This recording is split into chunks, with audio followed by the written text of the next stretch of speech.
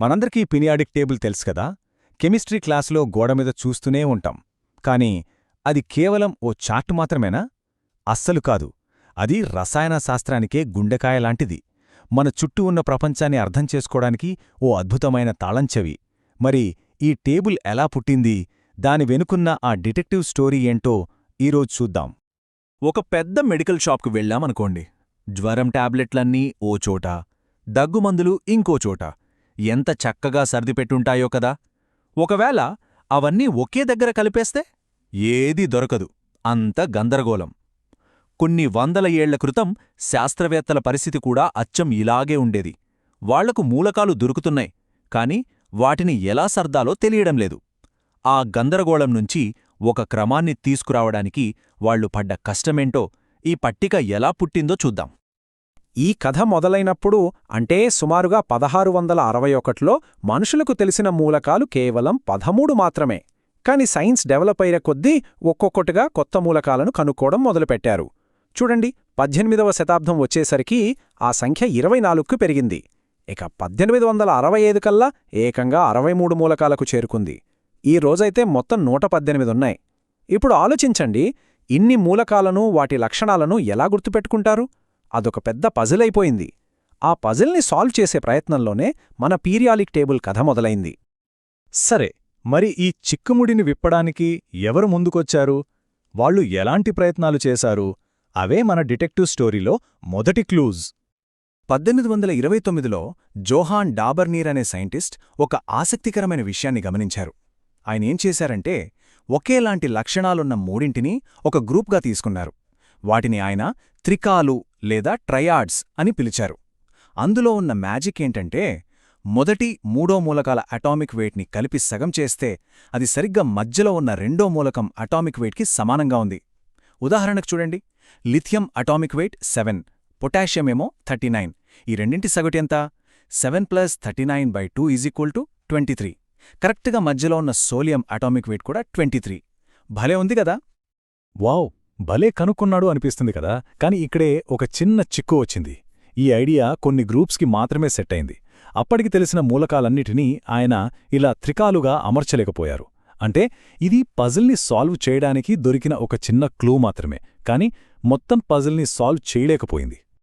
కొన్ని సంవత్సరాల తరువాత సరిగ్గా 1865లో జాన్ న్యూలాండ్స్ అనే మరో సైంటిస్ట్ రంగంలోకి దిగారు. ఆయన ఐడియా అయితే మరీ విచిత్రంగా ఉంటుంది. కెమిస్ట్రీకి మ్యూజిక్కి లింక్ పెట్టారు. అవును, మీరు విన్నది కరెక్టే, సంగీతం. ఆయన మూలకాలను సా రే గా మా పా ధా నీ స్వరాలతో పోల్చారు. సంగీతంలో సప్తస్వరాలైపోయాక 8దో స్వరం మళ్లీ సాతో ఎలా మొదలవుతుందో, అలాగే మూలకాలను వాటి అటామిక్ వెయిట్ ప్రకారం పెడితే ప్రతి 8దో మూలకం లక్షణాలు మొదటిదాని లక్షణాల్లాగే రిపీట్ అవుతున్నాయని గమనించారు.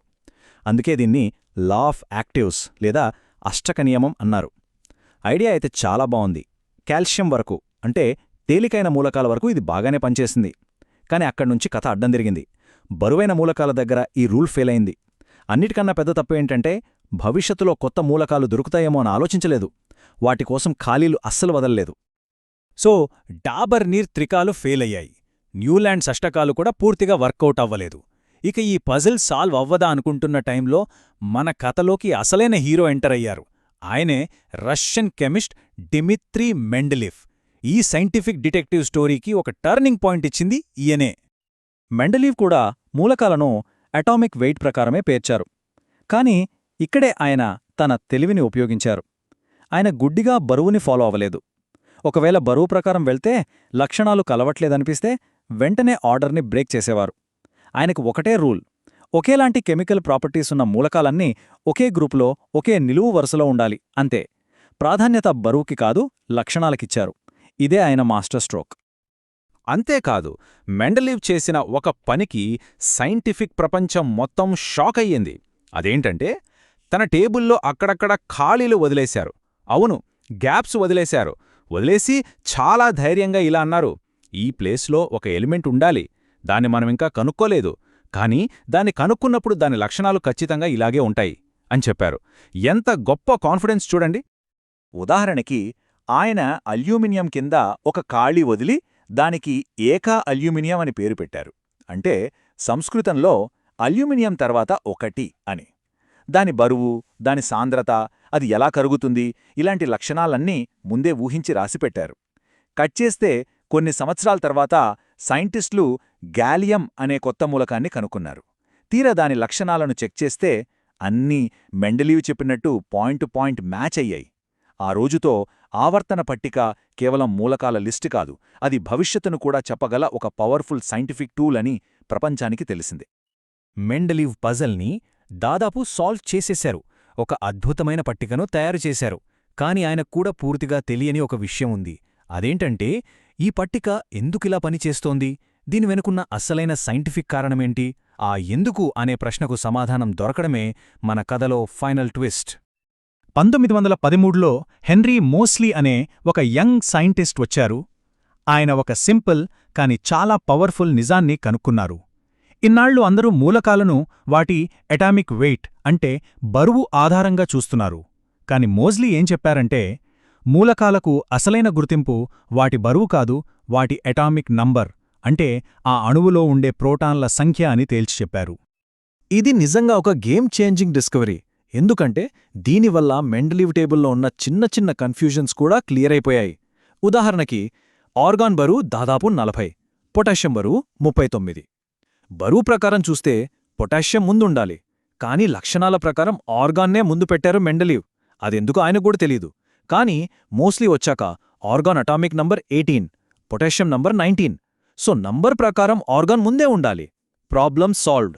దీంతో పీరియాడిక్ టేబుల్కి ఒక పక్కా సైంటిఫిక్ ఫౌండేషన్ దొరికినట్టయింది. సరే, మరి ఈ రోజు మనం చూసే మోడర్న్ పీరియాడిక్ టేబుల్ స్ట్రక్చర్ ఎలా ఉంటుందో ఓసారి క్విక్గా చూద్దాం. ఇందులో అడ్డంగా ఉండే వరుసల్ని పీరియడ్స్ అంటాం, నిలువుగా ఉండేవాటిని గ్రూప్స్ అంటాం. ఒకే గ్రూప్లో ఉన్న ఎలిమెంట్స్ అన్నీ ఒకే ఫ్యామిలీ మెంబర్స్లా ఉంటాయి. వాటి ప్రవర్తన దాదాపు ఒకేలా ఉంటుంది. ఉదాహరణకి, గ్రూప్ 1లో ఉండే alkali metals lithium, sodium, potassium లాంటివి.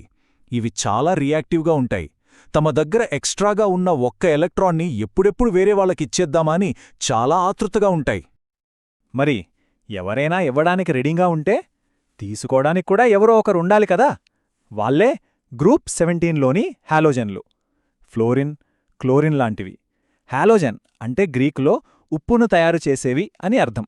ఇవి ఆల్కలీ మెటల్స్ ఇచ్చే ఎలక్ట్రాన్ని తీసుకొని వాటితో కలిసి మన వంటగదిలో ఉండే సోడియం క్లోరైడ్ అంటే మామూలు ఉప్పు లాంటి సాల్ట్స్నే తయారు చేస్తాయి. ఇక చివరగా పట్టికలో ఎడమ చివర ఉన్న గ్రూప్ 18. వీళ్లే నోబుల్ గ్యాసెస్ అంటే జడవాయువులు, హీలియం, నియాన్, ఆర్గాన్ లాంటివి. వీళ్ల స్పెషాలిటీ ఏంటంటే, వీళ్ల ఔటర్ ఎలక్ట్రాన్ షెల్ కంప్లీట్గా ఫుల్ అయి ఉంటుంది. వీళ్లకు ఎలక్ట్రాన్లు ఇవ్వాల్సిన అవసరం లేదు, తీసుకోవాల్సిన అవసరం కూడా లేదు. అందుకే చాలా స్టేబుల్గా, హ్యాపీగా ఉంటాయి. ఎవరితోనూ కలవవో, ఎవరితోనూ రియాక్ట్ అవ్వవు. కొంచెం గర్వంగా, రాజసంగా ఉంటాయి. చెప్పాలంటే పీరియాడిక్ టేబుల్లో మిగతా ఎలిమెంట్స్ అన్ని తాపత్రయపడేది ఈ నోబుల్ గ్యాసెస్ లాంటి స్టెబిలిటీ కోసమే.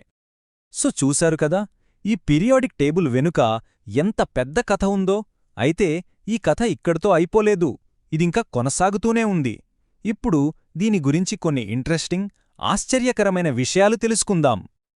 మొత్తం 118 ఎలిమెంట్స్లో మన రూమ్ టెంపరేచర్లో లిక్విడ్గా అంటే ద్రవరూపంలో ఉండేవి ఎన్నున్నాయో తెలుసా? కేవలం 2. ఒకటి మెటల్, ఇంకొకటి నాన్ మెటల్. ఆ మెటల్ ఏంటంటే మెర్క్యూరీ అంటే పాదరసం, ఇక ఆ నాన్ మెటల్ బ్రోమిన్. సరే, ఇంకో ప్రశ్న. పీరియాడిక్ టేబుల్లో అత్యంత బరువైన మూలకం ఏది? ఈ ప్రశ్నకు 2 సమాధానాలున్నాయి. మనం దేని గురించి మాట్లాడుతున్నాం అనేదాన్ని బట్టి.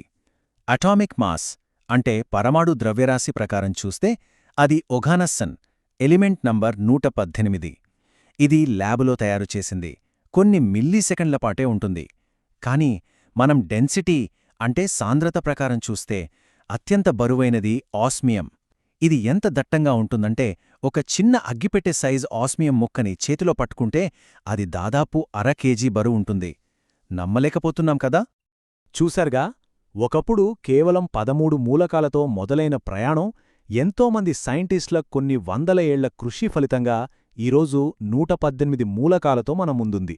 సైంటిస్టులు ల్యాబ్లో ఇంకా బరువైన కొత్త మూలకాలను సృష్టిస్తూనే ఉన్నారు. అయితే దీనికొక లిమిట్ ఉందా? ఒక అణువు ఎంత పెద్దగా ఉండొచ్చు అనేదానికి ఏదైనా ప్రకృతి నియమం అడ్డుగట్ట వేస్తుందా? ఈ ప్రశ్నలకు సమాధానాలు వెతకడమే ఆవర్తన పట్టిక యొక్క తర్వాత చాప్టర్.